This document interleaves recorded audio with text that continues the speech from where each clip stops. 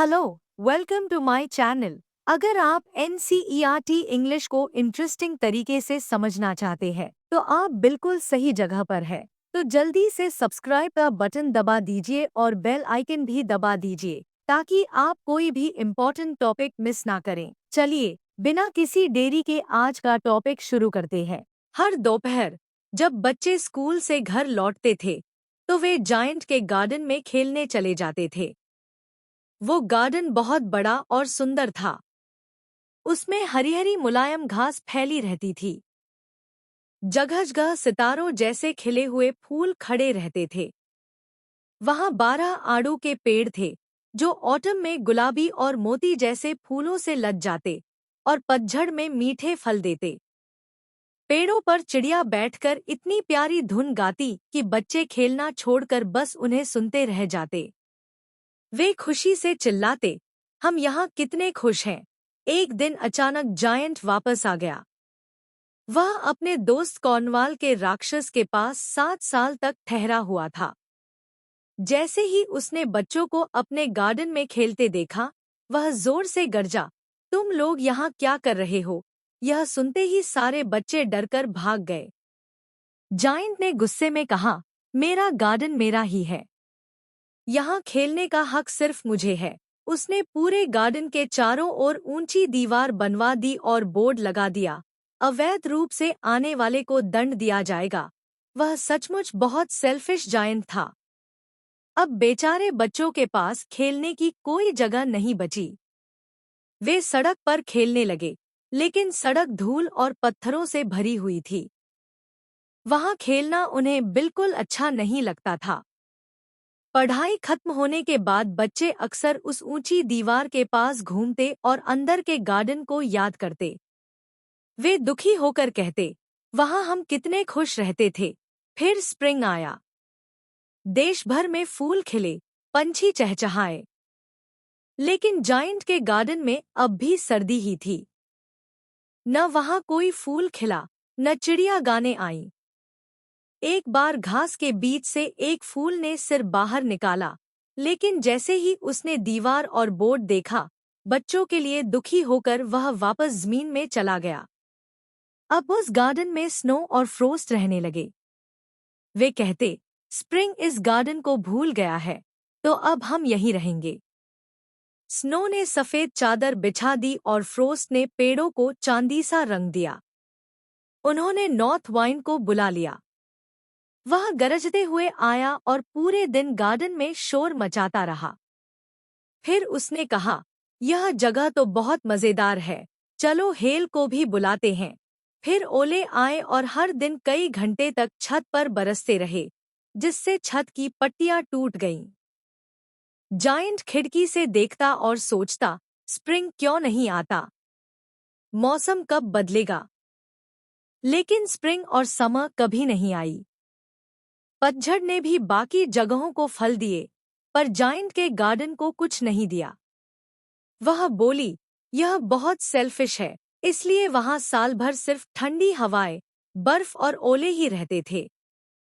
एक सुबह जब जायंट बिस्तर पर था, उसे बहुत प्यारी धुन सुनाई दी। उसे लगा यह राजा के संगीतकार होंगे, पर वह तो बस एक छोटी सी चिड़िया थी, जो उसकी खिड़की के बाहर गा रही थी। इतने साल बाद उसके गार्डन में कोई चिड़िया गा रही थी, इसलिए उसे वह धुन दुनिया की सबसे सुंदर लगी। अब स्नो और फ्रॉस्ट का शोर थम गया। हवा में फूलों की मीठी खुशबू घुल गई। जायंट खुश होकर बोला, लगता है आखिरकार स्प्रिंग आ गया। वह जल्दी से खिड़की के पास गया और देखा दीवार में एक छोटा सा छेद कर बच्चे अंदर आ गए थे। वे पेड़ों की डालियों पर बैठे थे। पेड़ बच्चों को पाकर इतने खुश थे कि फूलों से भर गए और अपनी डालियां बच्चों के ऊपर लहरा रहे थे। पक्षी खुशी से गा रहे थे और फूल घास से झांककर हंस रहे थे। लेकिन एक कोने में अब भी सर्दी थी। वहां एक नन्हा बच्चा रो रहा था। वह बहुत छोटा था, इसलिए पेड़ पर चढ़ नहीं पा रहा था। पेड़ ने झुककर कहा, चढ़ जा मेरे ऊपर, लेकिन बच्चा बहुत नन्हा था। जायंट का दिल पिघल गया। उसने कहा, मैं कितना सेल्फिश रहा हूँ। यही वजह है कि मेरे गार्डन में स्प्रिंग नहीं आता था। मैं इस छोटे बच्चे को पेड़ पर चढ़ाऊंगा और फिर दीवार गिराकर अपना गार्डन बच्चों के लिए खोल दूंगा। वह धीरे धीरे बाहर आया। बच्चे उसे देखकर डर गए और भाग गए। फिर गार्डन में सर्दी लौट आई। लेकिन छोटा बच्चा नहीं भागा, क्योंकि उसकी आंखों में आंसू भरे थे। जायंट ने धीरे से उसे उठाया और पेड़ पर बिठा दिया। तभी पेड़ फूलों से लद गया और पक्षी गाने लगे। बच्चे ने खुश होकर जायंट को गले लगाया और चुमा। बाकी बच्चे यह देखकर वापस आ गए और उनके साथ स्प्रिंग भी लौट आया। जायंट ने कहा, अब यह गार्डन तुम्हारा है प्यारे बच्चों। उसने दीवार तोड़ दी। अब हर दिन बच्चे स्कूल के बाद उसके गार्डन में खेलने आने लगे। लेकिन वह छोटा बच्चा, जिसे जायंट सबसे ज्यादा चाहता था, फिर कभी दिखाई नहीं दिया। जायंट अक्सर कहता, काश मैं उसे फिर से देख पाता। साल गुजरते गए। जायंट बूढ़ा और कमजोर हो गया। अब वह खेल नहीं सकता था, बस एक बड़ी कुर्सी पर बैठकर बच्चों को खेलते देखता। वह कहता, मेरे पास बहुत सुंदर फूल हैं, लेकिन इन बच्चों से सुंदर कोई फूल नहीं। एक सर्दी की सुबह उसने खिड़की से बाहर देखा। अब उसे सर्दी से नफरत नहीं थी, क्योंकि वह जानता था कि सर्दी तो स्प्रिंग की नींद है। लेकिन अचानक उसकी आंखें चौंधिया गईं। सबसे दूर वाले कोने में एक पेड़ पूरी तरह सफेद फूलों से ढका था। उसकी डालियां सुनहरी थी और उन पर चांदी जैसे फल लटके थे। और उसके नीचे वही छोटा बच्चा खड़ा था। जायंट खुशी से दौड़ता हुआ बाहर गया। लेकिन पास पहुंचते ही उसने देखा बच्चे के हाथों और पैरों पर कीलों के निशान थे। वह गुस्से से बोला, यह किसने तुम्हें चोट पहुंचाई? मुझे बताओ, मैं उसे अपनी तलवार से मार डालूंगा। बच्चा मुस्कुराया और बोला, नहीं, यह घाव प्यार के हैं।